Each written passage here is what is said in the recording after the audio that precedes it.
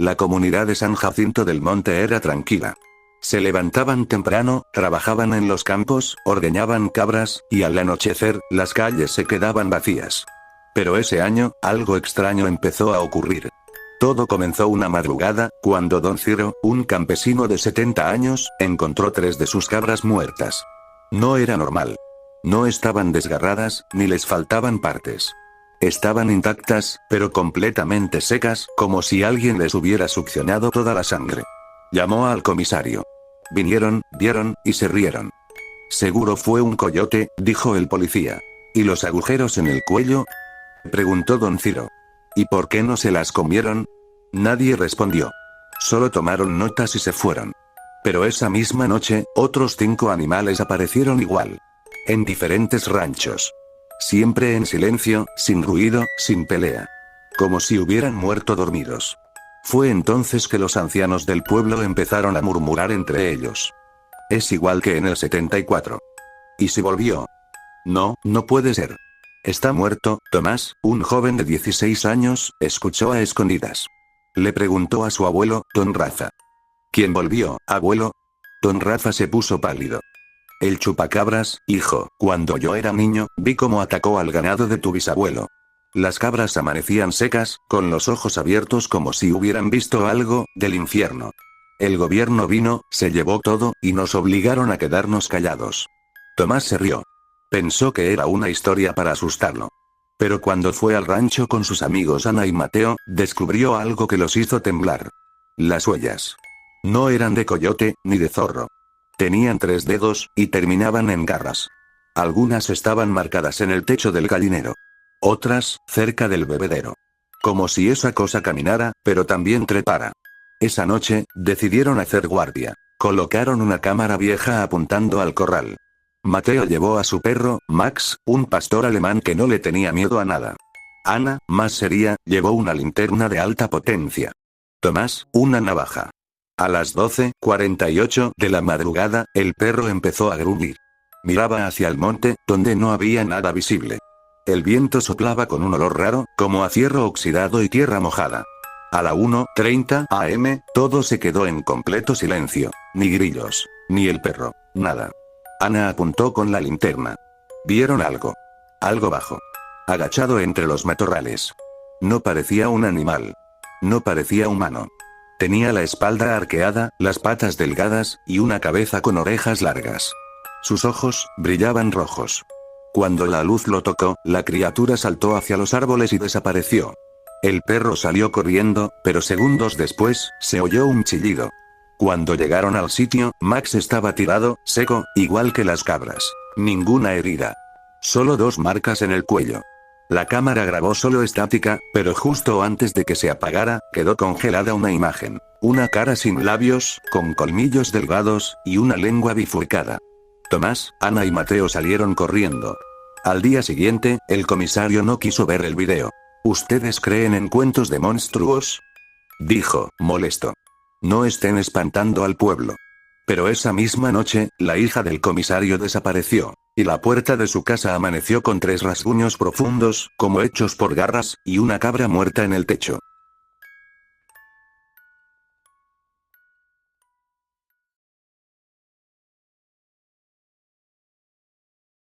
Tras la muerte del perro Max y la desaparición de la hija del comisario, el pueblo cayó en un estado de miedo profundo. Ya nadie salía después de las 8 p.m., y algunos incluso comenzaron a abandonar sus casas para dormir en los campos o en iglesias. Pero Tomás no podía quedarse de brazos cruzados. Revisaron el video de la cámara en cámara lenta. En un solo cuadro, se veía al chupacabras mirando directamente al lente, como si supiera que lo estaban grabando. Ana notó algo en su cuello. Un colgante antiguo, con un símbolo extraño. Parecía un triángulo con un ojo y unas líneas a los lados, como garras. Ese símbolo, lo he visto antes, dijo Mateo. En los libros de mi abuelo, cuando hablaba de cosas raras del monte. Fueron a la vieja casa del abuelo de Mateo. Entre cajones llenos de polvo, encontraron un cuaderno con hojas amarillentas. Era un diario de 1953, escrito por un tal padre Miguel, un sacerdote local. El diario hablaba de un culto olvidado, una secta rural que, en medio de la sequía, invocó a una criatura para que les trajera vida, pero a cambio de sangre. Describía cómo lo llamaron con un rito, el despertar de las fieras. Se hacía en lo más profundo del monte, en un altar de piedra, solo en noches sin luna. Y en la última página, escrita con letra temblorosa, decía: no es un demonio, es un guardián, y está hambriento. Lo encerramos bajo tierra. Si alguien lo vuelve a llamar, nadie vivirá para contarlo. Tomás tragó saliva. ¿Y si alguien volvió a hacer ese ritual? Ana asintió. Y ahora, el chupacabras volvió. Decidieron buscar ese altar. No podían esperar más. Si alguien lo había llamado, tenían que cerrarlo. Guiados por el diario, caminaron durante horas por el monte. Árboles torcidos, insectos que no hacían ruido, y cada vez más oscuro. Hasta que lo encontraron. Un círculo de piedras quemadas, en el centro una gran losa negra, agrietada, con el mismo símbolo que llevaba el chupacabras en el cuello. Alrededor, había huesos, humanos, y sangre fresca. Mateo empezó a temblar. Esto fue usado hace poco. Mira las velas. Eran velas negras, aún calientes. Alguien había hecho el ritual recientemente. Ana recogió un pequeño frasco de cristal. Tenía sangre dentro, con un papel pegado que decía: para invocar al guardián, 3 gotas bastan. En ese momento, el suelo tembló. Y detrás de ellos, algo grunó. Una silueta emergió entre los árboles. Era él, el chupacabras. Pero más grande que antes, con alas delgadas, espinas en la espalda, y ojos rojos encendidos como carbones. Su lengua goteaba sangre. Y en su cuello, colgaba el mismo símbolo. Ana retrocedió. ¡Corre! Pero Mateo no se movía. Yo, dijo con voz entrecortada, fui el que lo llamó. Tomás se giró. ¿Qué dijiste? Mateo tenía los ojos llorosos. Mi abuelo murió el mes pasado, yo solo quería hablar con él otra vez. Encontré el diario, hice el ritual, pero no sabía que funcionaría. No así. El chupacabras se acercaba, lento. Silencioso. Con sus garras estirándose hacia ellos, Tomás y Ana lo tomaron del brazo. Tenemos que romper el altar. Tomás tomó una piedra. Ana agarró una de las velas encendidas y la arrojó contra la losa. Mateo gritaba. Y justo cuando la losa se partió en dos, un chillido horrendo se oyó en todo el bosque. El chupacabras se estremeció, soltó un alarido espantoso, y desapareció entre la maleza, dejando solo sangre negra en el suelo. Creyeron que todo había terminado. Pero esa noche, en la cámara de Tomás, se grabó sola una imagen. El altar, restaurado. Y en el centro, una sombra de 4 patas, esperando en silencio. Tras romper el altar, Tomás, Ana y Mateo pensaron que todo había terminado. Pero esa noche, algo extraño ocurrió. Todos los espejos del pueblo se rompieron al mismo tiempo. La gente gritaba. Los animales huían. Y el cielo se cubrió de nubes negras. En la cámara de Tomás, que estaba apagada, apareció una sola imagen. El altar, reconstruido. Y junto a él, una figura parada, inmóvil. No era el chupacabras. Era Mateo. Al día siguiente, Mateo estaba diferente. No hablaba. No comía. Se quedaba horas mirando al monte desde su ventana. Ana empezó a sospechar.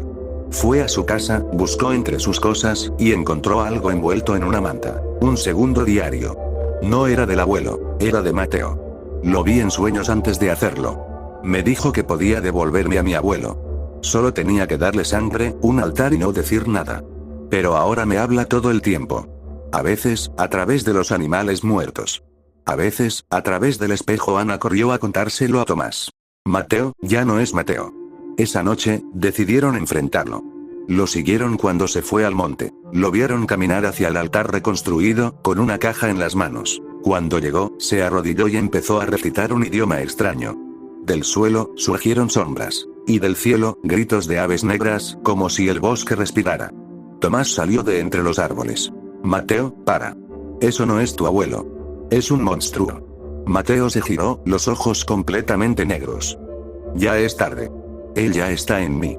El altar se encendió en llamas negras. Del centro, surgió una figura alta, más grande que antes. El chupacabras ya no tenía forma de bestia. Ahora tenía rostro humano. El de Mateo. Ana gritó. Tomás, el símbolo. Tomás lanzó el colgante que llevaba la criatura en la parte 1. Era lo único que quedaba del primer ataque. Lo arrojó al fuego. Un estallido los lanzó hacia atrás. La criatura chilló, retrocedió, y el fuego lo consumió, junto con el altar, los huesos y griega. A Mateo. Todo se derrumbó, el bosque quedó en silencio. Días después, los animales dejaron de morir, el monte ya no olía a sangre, y el pueblo comenzó a olvidar. Pero Tomás no podía. Una noche, mientras revisaba los archivos de la cámara por última vez, encontró una grabación que nunca había visto. Duraba 10 segundos. Mostraba el altar. Y un niño. Un niño con la cara tapada, parado frente al fuego. Y al fondo, una voz susurraba: «Gracias por traerme de vuelta. Volveré, cuando el monte vuelva a sangrar».